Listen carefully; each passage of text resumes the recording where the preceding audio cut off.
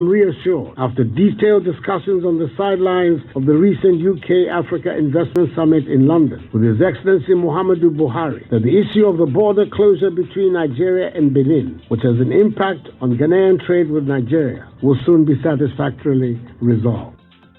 And in business, Bank of Ghana ends 2019 with an $8.4 billion in reserves. Will explore the impact of this on stabilizing the Ghana city. And later in sports, Ghana FA President Ketukuku denies reports suggesting he's manager of current Black Stars coach CK Akonos.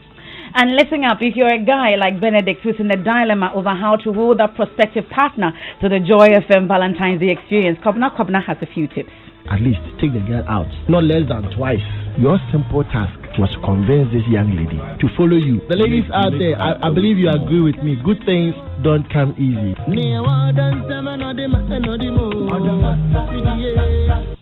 That's coming up, and later on flip side, Clean Ghana Campaign Task Force's encounter with a young man who refused to allow the presence of the task force to disrupt his nature's call. I'm just squatting small. Huh? I'm just squatting small. Squatting small. What is squatting small? Are you defecating? You said? Are you defecating? Are you No, yes, I'm cheating small. That's coming up on flip side. Please join us with your thoughts and comments via WhatsApp is 0244340437. And remember, Newsnight is brought to you by Puma Cash from Puma Energy, cash-free convenience. I am Emefa, Apawu. And my name is Mensah.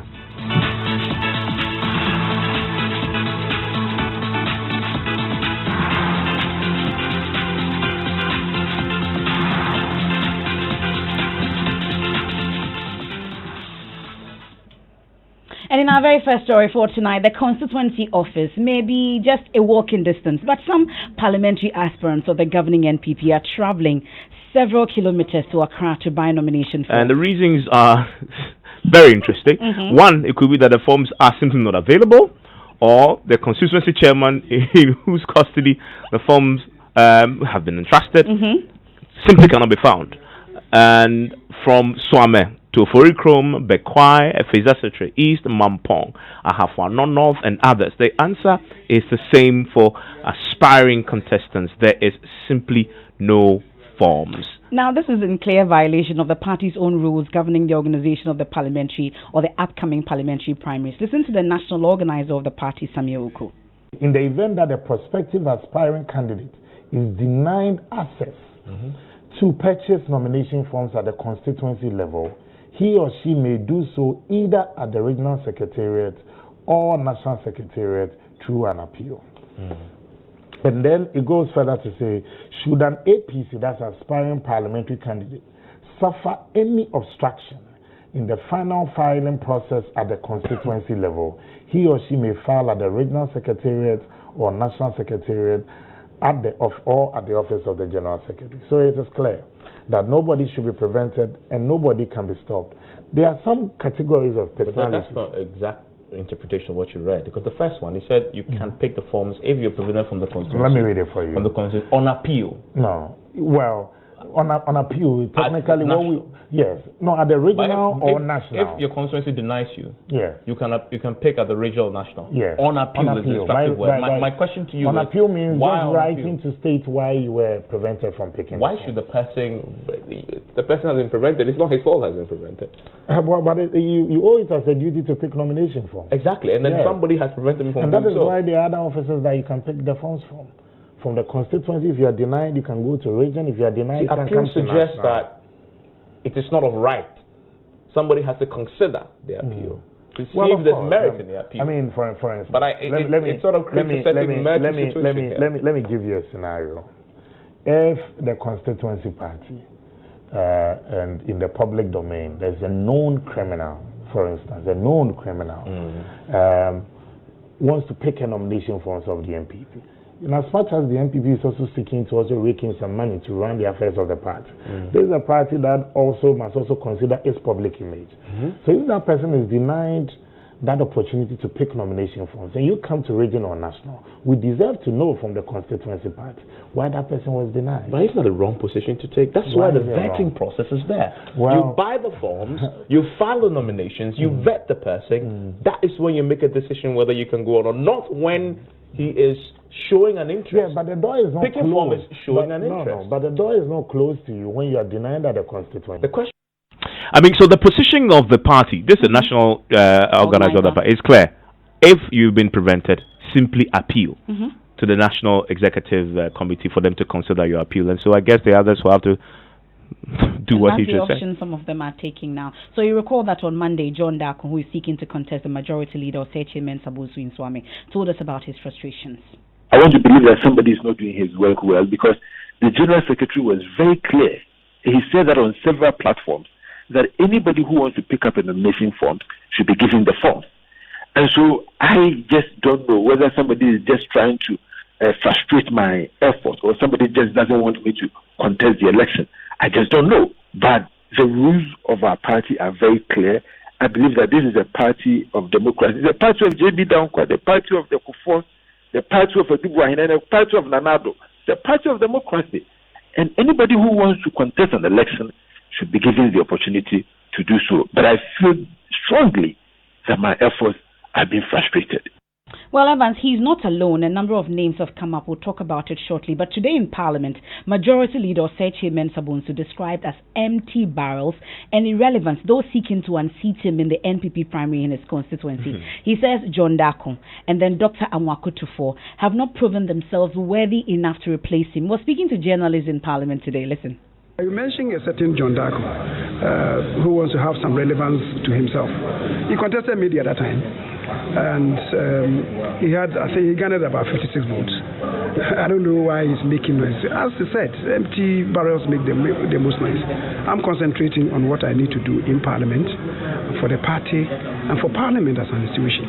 The previous time he said something was going to happen, he was going to change the landscape of the constituency. And I'll tell you, in spite of the noise that went on those days, there were 4 contestants. What votes the 3 of them garnered was not even half of what I garnered. And as I said, he plays a distant third. Now he goes about making some noise again. Let him continue. I'm told one other person, one Dr. Amakutufo, has also joined the fray. But that is a lot. It doesn't have any relevance in this party. I must make bold on this. Whenever there is an election, then he spares himself to Ashanti region and pretends that he is in control of the region. What does he do for the party? What does he do for the government? It's only when elections are due, whether parliamentary, the DCs, the presidential, then he goes there skirmishing around as if he holds the keys to enter. So what? With respect, so what? What is his relevance for this party? He's my friend, but how he behaves in this party, I cannot comprehend. Anytime there's elections, he goes there, let's not defend it. In fact, 4 years ago, he was one person who went to see one lawyer, Apino, who was there, and said that people, if there was going to be a contest, I was going to place last, so the party should not protect me in any way. What happened in the end? So on the day of my election, he came there. He couldn't look at me in the face. I mean, these things, he's an elderly person. And I believe that you know how to behave in this party. It's not right. With respect to him, he's a friend, he's an elderly person. Even if he has any misgivings against what position the party takes, as an elder of the party, he should know how to, communicate. But to go about challenging positions of the party and pretending to be the alpha and omega of the party in Ashanti, with respect to him, I differ. So one of the other individuals who is interested in that particular seat in his constituency in Swami is Dr. Amakutufo, very well known elder of the NPP, and so it raises a lot of questions about if indeed there is a plan to prevent him and others from picking forms to contest Mensah. It raises a lot of questions. The party's position is clear that should not happen, but we know it's happening. In fact, this week we had the confirmation from Sampine that there are some constituencies where they are considering selection and not election. And so the only problem is he will not name these places. And as we've indicated, some of the constituency chairmen who are holding on to the forms can be found. We found one who says all the forms have been bought and so they can't print more. So, these are very interesting times with the New Patriotic Party. Well, and you've been talking about Dr. Mwakutofo. He's a founding father and a stalwart of the NPP, amongst others. He was also the head of the school feeding program at some point. But the majority leader is also backing proposals from party officials in the constituency to ensure that himself, the first deputy speaker, Jose Wusu, and the education minister, Dr. Matthew Poku-Prempeh, are not contested in the upcoming primaries. He says it will be unfortunate if anyone is allowed to contest them. I also understand that the party has made a bold pronouncement on myself, the first deputy speaker, the minister for education in Ashanti region I'm referring to. I personally haven't even heard it. My attention has been drawn to it. And I was told yesterday that the general secretary spoke to these matters, that we want to engage to have a situation where the majority leader will not be contested because of what he's doing for the party and for parliament, the first deputy speaker as well, and also the minister for education, given what he's been doing with one of the flagship projects of this party, the Free Senior High, and the fact that he has to go to almost every corner of this country, he and his deputy from Ashanti region. The situation really then is, the practical situation is that because of what they are doing, they're not able to find space to visit their constituencies often. And because of that, you allow somebody to, go and scavenge at the backyards of those people. I think if you are saying that the people want to contest them, do you want them to stop what they are doing and go plant themselves in the constituency and then also challenge them? It will be most unfortunate and it will be suicidal for government and indeed for the development of this country. So, as I said, the rest of it, I would leave it to the party. Now, the first Deputy Speaker of Parliament, Joseph Osei-Wusu, is the Member of Parliament for Bekwai, but Kwesi Amofo-Agyeman is seeking to unseat him as well. He, however, tells Joy News all attempts to pick forms at the constituency office has proved futile. He tells my colleague Elton Brobe, the constituency chairman, Edu Jefi, claims all the forms have been bought. Oh, I went there on two occasions, Monday and Tuesday, which was yesterday. The first day I went there, we met the constituency secretary, who told us that the chairman picked the forms, the nomination forms from Kumasi, and took them home, took them to his house, and assured them he was bringing the forms to the office the following day, which was Saturday. But as at Monday, when we went there, according to the constituency secretary, he had not brought the forms. And he was also not picking calls. So we were told that maybe he would bring them the following day, which was yesterday. But when I spoke with him again the following day, which was yesterday, he told me, the chairman says that he took the forms to his house at Bukrum Estate in Kumasi. And some people had come to purchase all the forms that he had. So there were no forms available for me to purchase. Even though I had shown him my banker's draft and everything, there were no forms available. And then subsequently, I also heard the chairman confirming same on another FM station that the forms had been sold out. But he wasn't going to mention the names of the people who bought the forms. So effectively, it means that there were no forms available for me. So in line with the rules which have been laid down, I sent a petition, which is an appeal to the regional secretariat to purchase the forms from there since yesterday. We were sure that by 12 o'clock today we were going to hear something. We didn't hear anything, so I called again to the regional office. But I've been told that the chairman is not available. He's on rounds with the president. And therefore, they will let us know when he comes back. So now you've decided to come to Accra? Yes, because the rules direct that if we deny rules 10 and 11, of the rules governing the parliamentary primaries state that if you are denied access to forms at the constituency level, you can appeal to the region and then the national secretariat, which I have done since yesterday. And since I'm not very sure, and they also cannot tell me in certainty when I'm going to get a form, I think the logical thing for me and the sensible thing to do is to proceed to Accra to get it from Accra, so that I'm not caught by time. Okay. So I just want to take a proactive step to go to Accra and to get a form from there. The banker strike, which I already have. Mr. Abufa, apart from you and the incumbent MP, do you know of any other person who has expressed interest in contesting the seat? No, I don't know of any other person who has expressed interest. So it will therefore be strange to you to hear that the forms are sold out. Very, very strange. So that is the case, and in that particular, the Bekwai constituency. There's another constituency where a similar incident is also playing out. This is Mampon, and that particular constituency is interesting because the man who is now complaining used to be a presidential hopeful in the MPP. In fact, he was among the tallest of people who challenged Nana Dankwa Akufo-Addo in that primary that he won eventually. And this is Mr. Adainimo.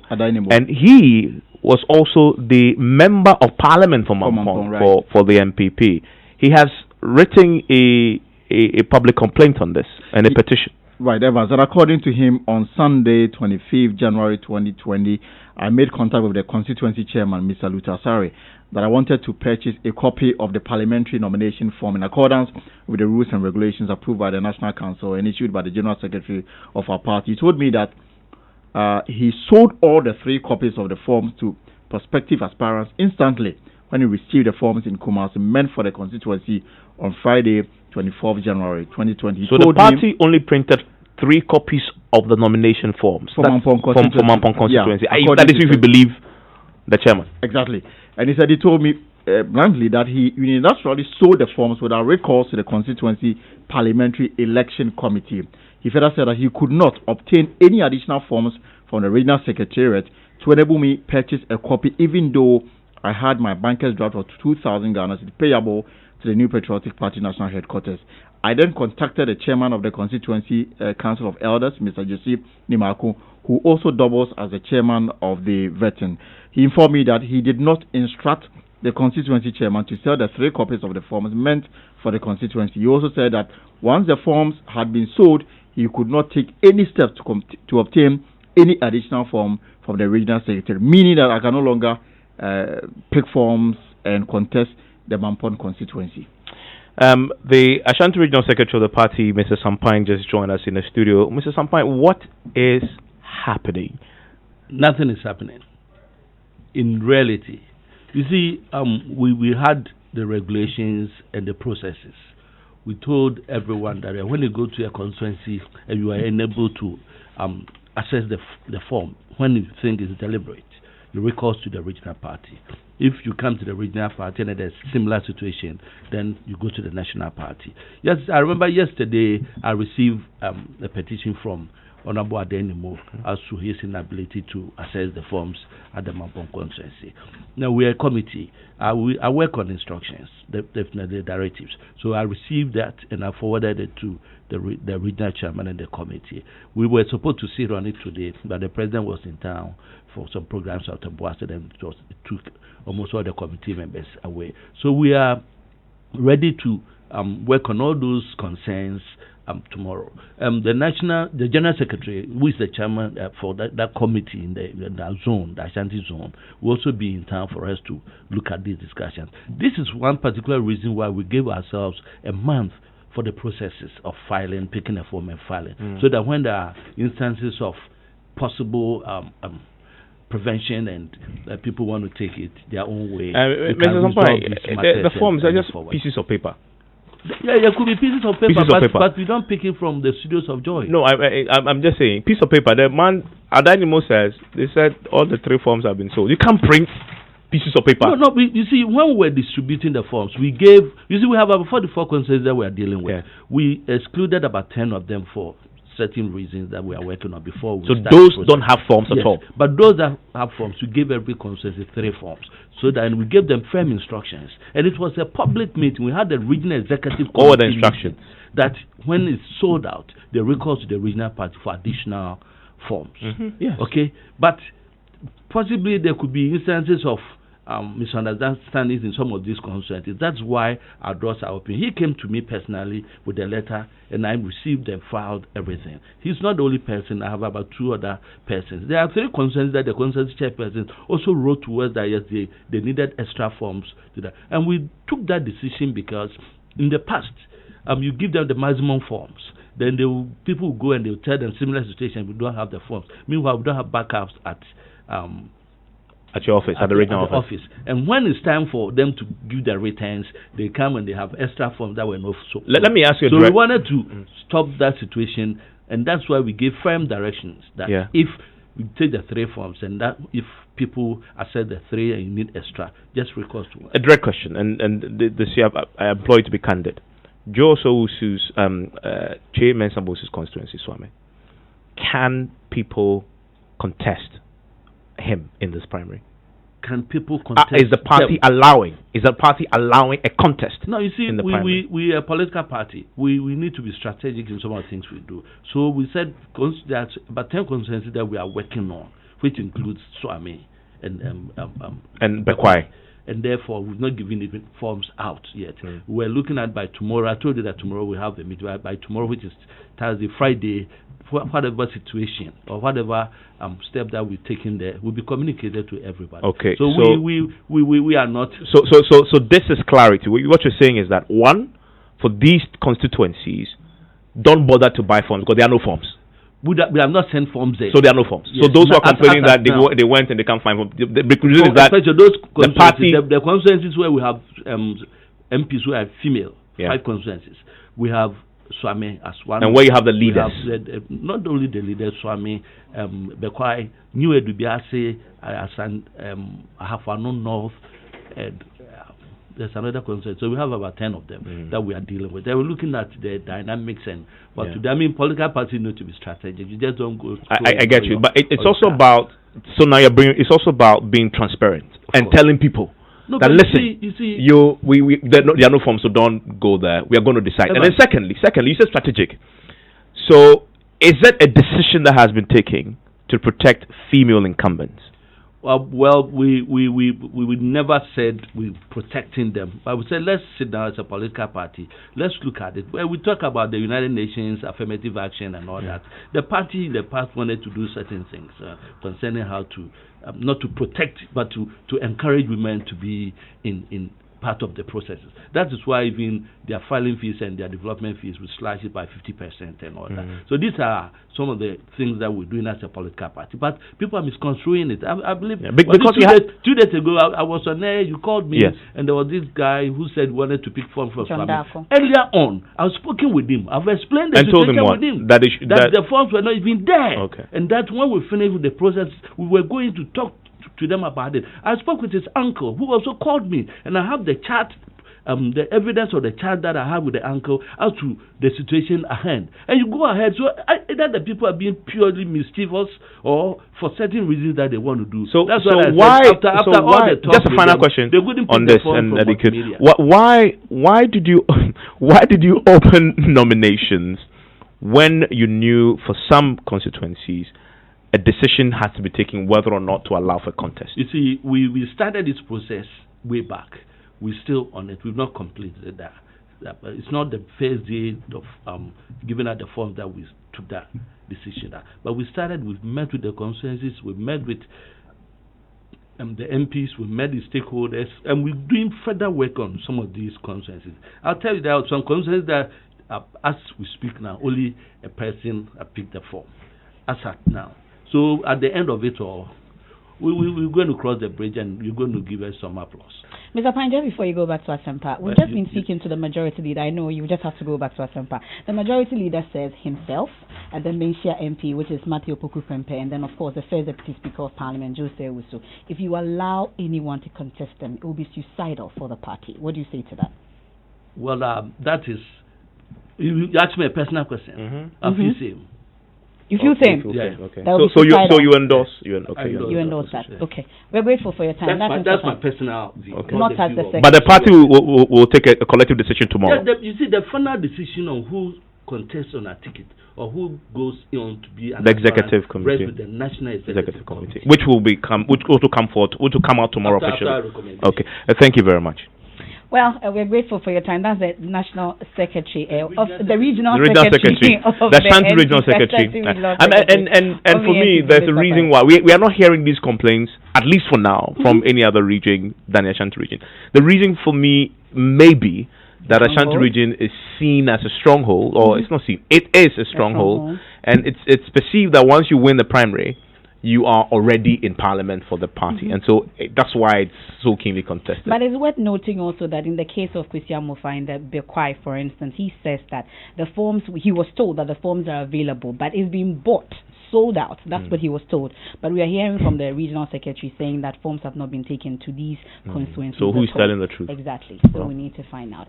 You join us with your thoughts and comments via WhatsApp is 0244-340-437. When we return from business, it will be time for our Arrive Alive campaign, and we'll bring you the chilling account of a 10-year-old girl who survived the Cape Coast Takoradi Highway accident but lost her mother, father, and 8-month-old sister.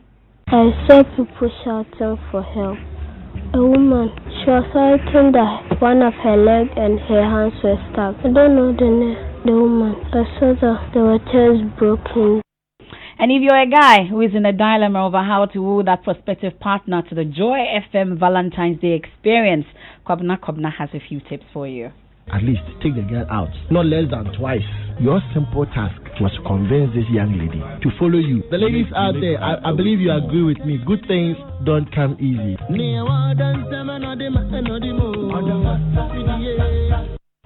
George, these things don't come easy. Of course, you sometimes have to fight for it. But sometimes, when you strike and it hits, that's the exciting part of it, sometimes. No, I don't know what you're talking about. What's his business? Well, coming up in business, Bank of Ghana ends 2019 with $8.4 billion in reserves. We will explore the impact of this on stabilizing the Ghana city. And Finance Minister charges Ghana Revenue Authority to apply strategies, to help simplify tax payment as he expresses optimism in meeting the 2020 budget target. The Business News or Newsnight is brought to you by MTN Business. Welcome to the new world of business. Kingdom Books and Stationery, your number one-stop shop for all your office essentials, and First National Bank. We are the bank that understands your business. First National Bank. How can we help you? Mr. Barr has big dreams for his business, Barr & Co. Limited, and his family, making them a reality man to long drives and queues. He's lost precious time struggling to pay his suppliers in China, Turkey, India, and other parts of the world. With the First National Bank global payment via our online banking enterprise, he now pays for all that in the convenience of his home or office, giving him time to focus on family and growing his business. Use our online banking enterprise to access Forex when you need it. It takes a bank that does more to help your family. So who's helping yours? First National Bank. How can we help you? We give you nothing but the best. We stay above the rest. More quality, more affordability. Kingdom Books and Stationery. Everybody's going to the one and only shop where customer satisfaction is a guarantee. Kingdom Books and Stationery. Oh yes, with our 30 days credit facility with no interest charge, free delivery services, and our free consultation on setting up your office, Kingdom Books and Stationery is unmatched in our delivery of quality and affordable office essentials, equipment, and furniture.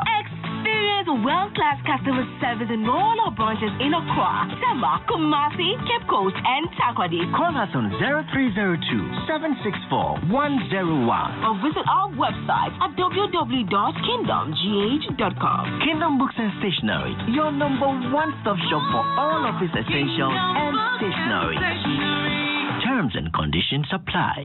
We know it's important to create a productive and supportive working environment by investing in your employees' health. With a leading international track record, Apex Health Insurance is regulated and licensed by the National Health Insurance Authority to provide medical insurance services to institutional clients, families, and individuals. Apex Student Package and International Medical Solutions are all here to cushion you.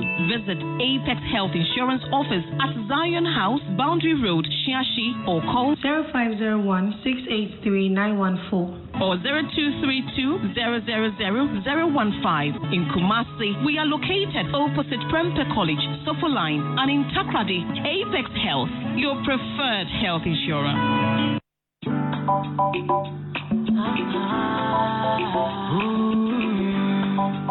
Hey everybody, to go back. I'm inviting you all on the 14th of February to come through the Labadi Beach Hotel. It's going to be 7 p.m. It is the Love Experience. Come along, let's have fun, let's enjoy, and come meet me in Kobna Kobna as we give you amazing performances. 14th of February, Labadi Beach Hotel, 7 p.m. See you all there. To buy your tickets for the Love Experience with Becca and Kwabna via Momo, just dial *920*50#. Select the buy ticket option and select option 3 to purchase it. Shed your diamond, you made me so beautiful. Shed your diamond, made my life so meaningful. Shed your diamond.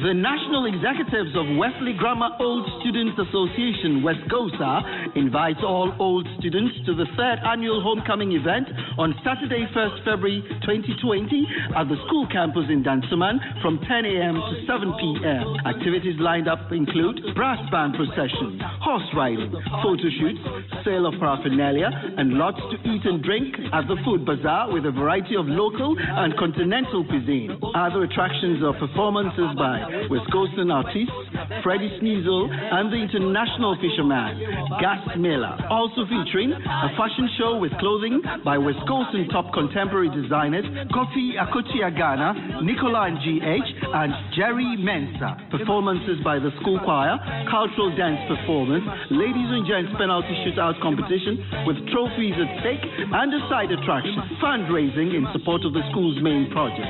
Your MCs, the incomparable Wisconsin trio of Anita Ekufu, GH1 TV fashion show hosts, Kenzie Apiedu of Triple K Entertainment, and Abeku Sego, a renowned playwright and dramatist. Come with friends and family, and let's renew old friendships and build new ones as we make history together. It's the Home Sweet Home 3rd annual Wisconsin homecoming event at the school campus on Saturday, 1st February. It's going to be fun and exciting. Don't miss out. For more information, kindly contact Wisconsin National Secretariat on 0242-338-532. This event is proudly supported by GTP Company Limited.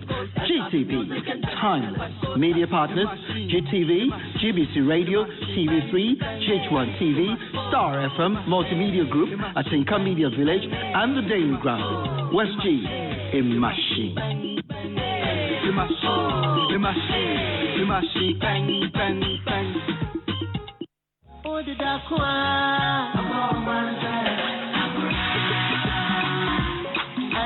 Get ready for a Valentine's Day with a difference. The Love Experience. A night of love songs, good food, great company with you and that special someone. Ask no questions. Have no doubts. Just come and wine and dine with live band sessions from the music goddess Becca and the ever-smooth Kwabna. There'll be karaoke sessions, a special love hunt, and the Knowing Me, Knowing You segment. It promises to be lit with loads of giveaways and surprises. And the best part is, you get to have a cozy night stay at the plush Labadi Beach Hotel and wake up to the sunrise with breakfast on the beach. Just give us a call on 0540-106466 for reservations. The rate is a cool 2,000 Ghana cedis for couple with a full package including bed and breakfast, and 700 Ghana cedis for the concert night, which includes food and drink. To buy your tickets for the Love Experience with Becca and Kwabena via Momo, just dial *920*50#. Select the buy ticket option and select option 3 to purchase it. The Love Experience, the true meaning of love.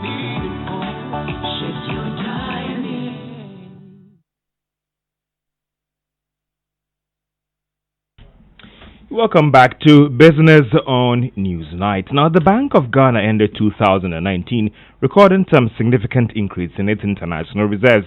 Joy Business understands it hit $8.4 billion. Sources say the Bank of Ghana was able to also mobilize more than the $1 billion reserves in target. But what will be the impact of this in sustaining the Ghana cedi? We have more in this report. The increase in the Bank of Ghana's international reserves was due to inflows from the cocoa syndication loan, support from the country's donors, and some regulatory measures introduced by the Bank of Ghana to boost its reserves.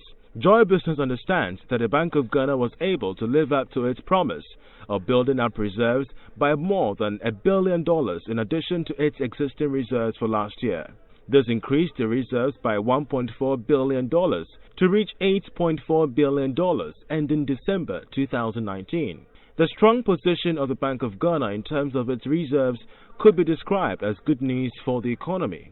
They should also put the Bank of Ghana in a strong position to defend the currency, especially in the first 3 months of this year. The Bank of Ghana had argued that they needed to build their reserves so that they can deal with the expected challenges regarding the cedi in the first quarter of 2020. The local currency, for the first time in a long while, has seen some appreciable gains against the dollar. This has resulted in a slowdown in rate of depreciation, which got out of hand from December last year. The improved reserves would strengthen the Bank of Ghana's position when it comes to the regulator stepping in to support the cedi. The local currency has already witnessed some stability since the last week in December to the end of this month. Some analysts have also attributed it to the Bank of Ghana's improved reserve position. This has already impacted positively on the cedi's performance. The news about Ghana's planned Eurobond have also impacted on market sentiment, resulting in less demand for the dollars. The cedi's fall could have a broader impact on the economy rather than just its stability. This is because it could also impact on prices of petroleum products, inflation, and the cost of living. And that was a Business Desk report. Now, more rating agencies have given assurance to investors that the government is capable of meeting its debt obligations associated with the planned Eurobond sale. The latest after Moody's, Standard & Poor's and Fitch. This was after they actually reviewed some documents covering the bond sale. Now, Finance Minister Ken Ofori-Atta has charged the Ghana Revenue Authority to institute measures to simplify the process for tax payment. According to him, this will enhance revenue collections and help the authority meeting the 2020 budget target. Ken Ofori-Atta was speaking at the Thanksgiving service by the Ghana Revenue Authority in Accra, where he expressed confidence in the revenue target being achieved of 55 billion Ghana cedis. Change the policies to ensure more effectiveness. We need to digitalize to ensure that everybody can pay and pay easily. It can't be right that I come to pay taxes and somebody is gone for lunch. It just can't be right. I can't understand that. We need to ensure that there's always a sense of coverage, a sense of care, because Ghanaians are our clients and we deeply need to respect people and to be able to do that. And so we hope that this year also there will be a recalibration, a transformation. Finance Minister Ken Ofori-Atta. Now, mining giant AngloGold says it has fully mechanized operations in the mine as a new measure to help avoid another shutdown. Mining firm today celebrated the pouring of its first gold after it commenced full-scale production, that is in January 2019. Group Chief Executive Kelvin Desensky has been actually outlining what has been instituted to avoid another shutdown. Well, one of the important things and the difference between where we were at Obuasi and where we are today is the work that's been done locally in the community and principally around security. Received very strong support from the government of Ghana in terms of security and ensuring that we can operate the asset safely. That's important. Shifting to a modern mechanized underground mining development, which will also assist in that respect. So it's a kind of a new era, a new generation, a new kind of modern mine at Obuasi, and so from that perspective, we're very confident that kind of some of the lessons learned from the past and circumstances in the past, we're able to kind of move past that, and so we're highly optimistic.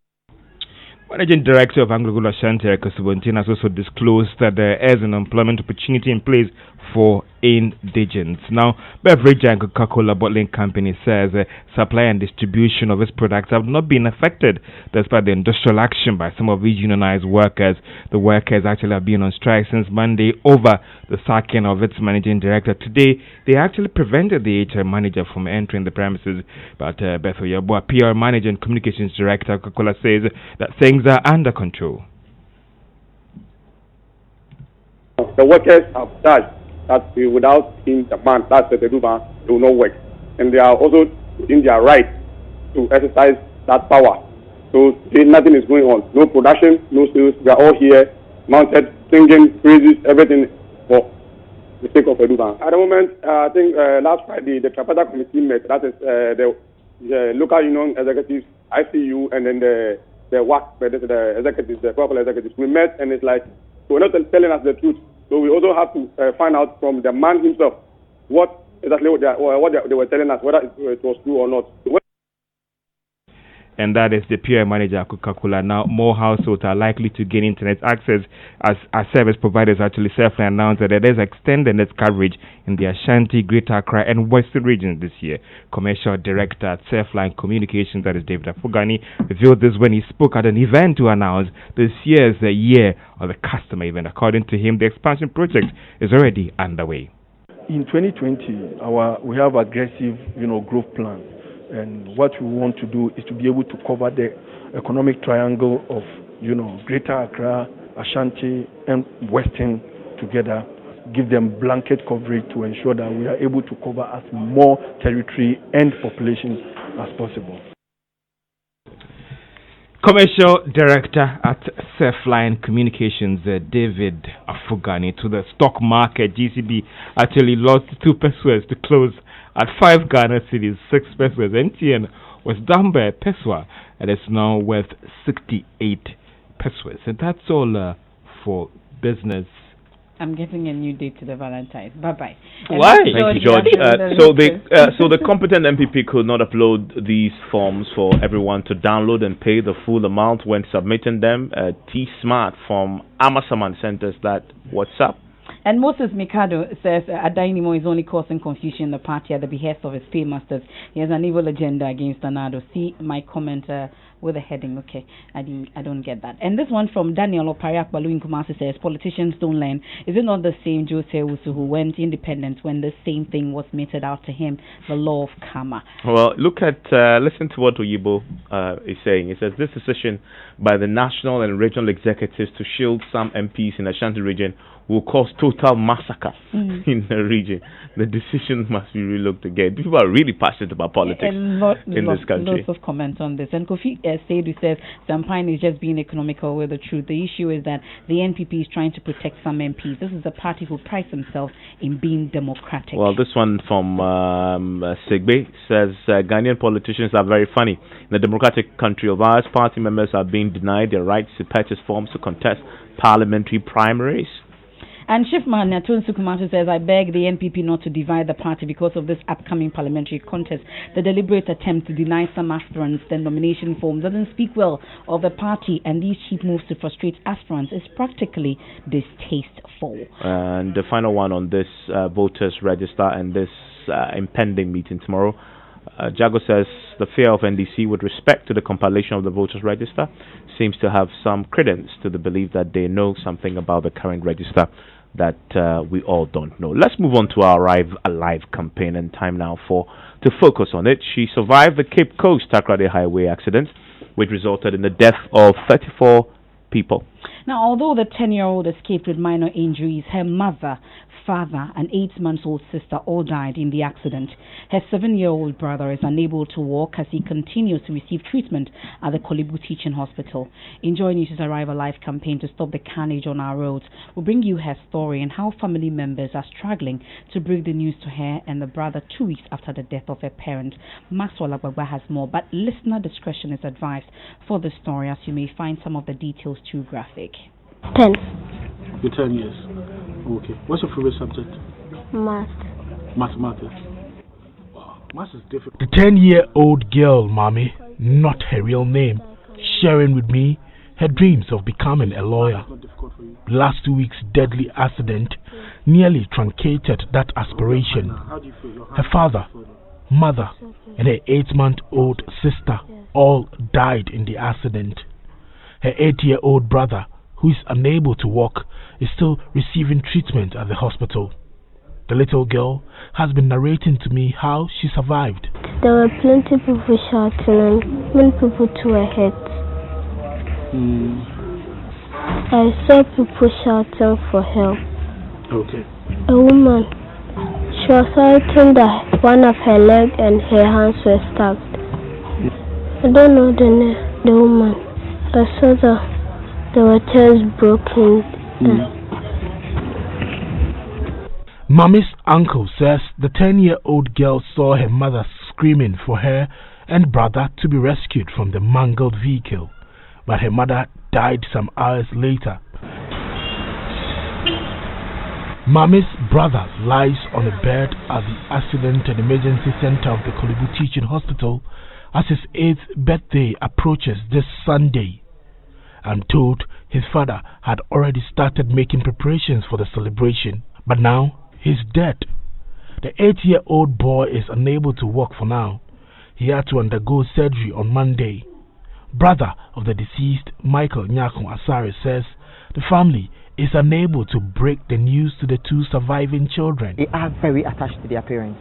Very, very attached to their parents, because my brother I always talk to on phone and in person, and it's like he didn't have the best of educations and all that, so he's going to make sure he would go to heaven and earth to, get his kids the best of educations, and he's very close to them. I've paid them a visit a few times, and you don't need anyone to tell you they are very attached to their parents. Very, very attached to their parents. We haven't been able to break the news to them. It will be the job of a clinical psychologist to be able to take him through counseling and stuff. We will do our best, but then, there are people who can do it better. So we haven't broken the news to them yet. No, we haven't. But we intend to do that before the burial of their parents. But then we will need the help of a clinical psychologist too. The girl was conscious. She wasn't unconscious, so she probably saw, because the other time we were trying to lie to her, tell her a lie by telling her her parents are alive and they are just in a bad situation, they are in they are in an adult ward. So when she's fine and everybody's fine, they will see them. She told us point blank that I saw mommy. Mommy is not in coma. Michael saw the remains of his brother, his wife, and their 8-month-old baby at the morgue. It was very bad. Very, very bad. I mean, half of his head from the side, one eye, the cheek, and the scar was broken. You could, upon arriving at the mortuary, you can see his brains, so no one could have survived that. A few broken bones, and then the wife too had, I think, something went through her head. Something went through her head, and the baby was badly damaged. We would need a clinical psychologist to aid in, I don't know the word to use, but to aid in letting them know what has happened, because they have to come to terms with it, whether we like it or yes. 10-year-old Mame and her brother continue to hope that they will be reunited with their mother, father, and 8-month-old sister, as they have been told by family members they are receiving treatment in another hospital. But the challenge now is how the family will break the unbearable news about the death of their parents and 8-month-old sister. Well, Evans, after airing this on the midday news, a listener raised concerns about why we had to put the child through that? I mean, the truth is, it's a pretty chilling account, yes. And of course, this is part of a campaign, and so definitely we thought it was the right thing to do. But there's a few things to note in doing that. In deciding to do the story, we were guided by the ethics of the profession and the global journalistic standards as expressed in the Ghana Journalists Association Code of Ethics, which enjoins us to, if you want to check that out, quote, to protect the rights of minors, and in criminal and other cases secures the consent of parents or guardians before interviewing or photographing them. We're also minded by the UNICEF guidelines for journalist reporting on children, which says in part that journalists must consult those closest to the child's situation and best able to assess it about the political, social, and cultural ramifications of any reportage. Now, at all times, we saw the explicit permission of the child's guardian, right, and made sure the guardian was present throughout the interview. And as you heard there, the guardians were part of the process. Exactly. We took steps to also protect the child's identity. Now, it is instructive to note that we conducted part of the interview, at least at the hospital, where we were sure that health professionals were on hand to give the needed medical guidance on the potential implications of the interview on the child. Now, part of the interview was also conducted at the home of the child, in the presence of the child's entire family, who collectively guided the entire process to ensure that the child's welfare was fully protected at all times. And that's why you hear the guidance say they haven't even broken it yet, and it's something they intend to do before the funeral. I mean, definitely we appreciate the feedback, and it's precisely because of how much value we place on discernment of our audience that we took the above professional steps to ensure that we acted professionally in conducting the particular interview. But because of the impact it will have on the campaign, the family thought it was important for Ghanaians to hear the account of their own daughter, so that it will stop another family from going through that same experience. Hello, Benedict. Hi. What do you have in the headlines? Well, two big games tonight in England, one at the Etihad Stadium and also the London Stadium. Let me clear my throat. Yes, of course. You know the one that I'm talking about. I'll tell you later about it. But now, Ghana FA President Ketu Kweku says he's not the manager of Karen Black Stars coach Siki Akono. Now, coach Siki Akono once worked at Dreams FC as head coach, a team which was Ketu Kweku's team, and was there as executive chairman. Now, many have linked Siki to Ket with reports that the FA president is the current manager of Akono, but Ket denies this. It's whether I manage Charles Akono or my company manages Charles Akono and other coaches. The answer is no. I don't manage Charles Akono, and I don't manage any coach in Ghana. I've had relationships with loads of people in the industry. I have known Charles Akono because he also worked at Dreams FC before, just like Santi Gold, Kotoko, 11 Wise, etc., etc. So I don't manage Charles Akono, and I don't manage any coach in this country. So that was Ghana FA President Ketu Kweku. Now, Asante Kotoko won that kid Matthew Enim Kujo has donated 1,000 Ghana cedis. That's 50% of his winning bonus against Accra to an injured fan, that's Augustine Opon, who was shot in the eye after the Kotoko Chelsea game 2 weeks ago in Kumasi. And also, Manchester United have agreed a deal finally to sign Portugal midfielder Bruno Fernandes from Sporting Lisbon. And United will pay an initial fee of around 55 million euros, which is equivalent to 47 million pounds. And talk of Manchester United tonight, they are in action at the Etihad Stadium. They come up against Manchester City in the second leg of the EFL Cup semi-final game. The first leg at the Old Trafford, it was City that won by 3-1. So United must overturn that deficit to make the final, and the winner, of course, will meet Aston Villa, who yesterday defeated Leicester City by 2-1 to finish their tie 3-2 on aggregate to make the next stage of the competition. Also, Liverpool tonight could extend their lead up to 19 points. They play their outstanding game, and Elton, who is your producer this evening, is a Liverpool fan, of course. He will be hoping that Liverpool will win that game. Yeah.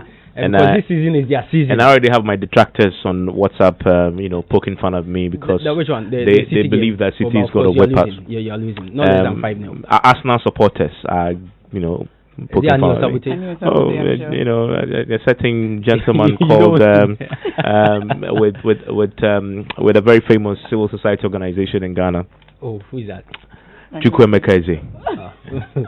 Okay, yeah. But you're losing. We'll see. It's not about you see, it's happening. Okay. I grown it. We'll see how it goes. Don't worry. No, because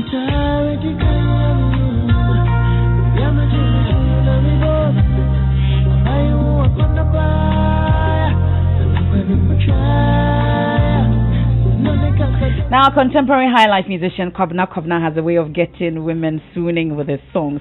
Talk of love and emotions, he gets you there. So believe it when he says you would have a Valentine to remember when he turned up for the love experience on February 14 at the Labadi Beach Hotel.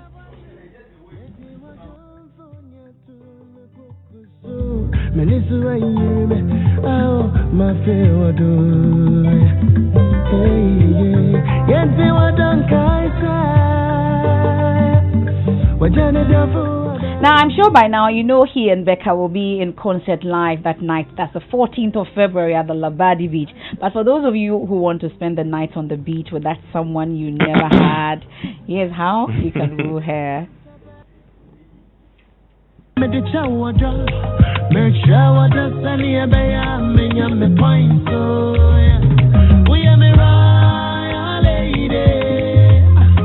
You want to bring this girl to Labadi Beach Hotel for the love experience. Yes. Right.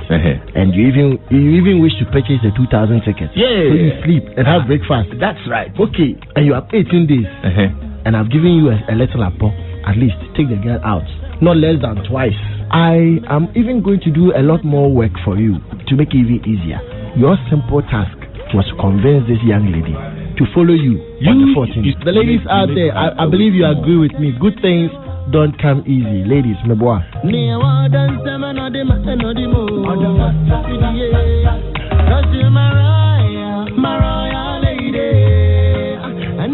Well, so make a date 14 February. It's Valentine's Day, and it's at the Labadi Beach Hotel. And tickets are selling for $700. Emefa and I will be coming to you live from there. What? No, I'm not going with any my.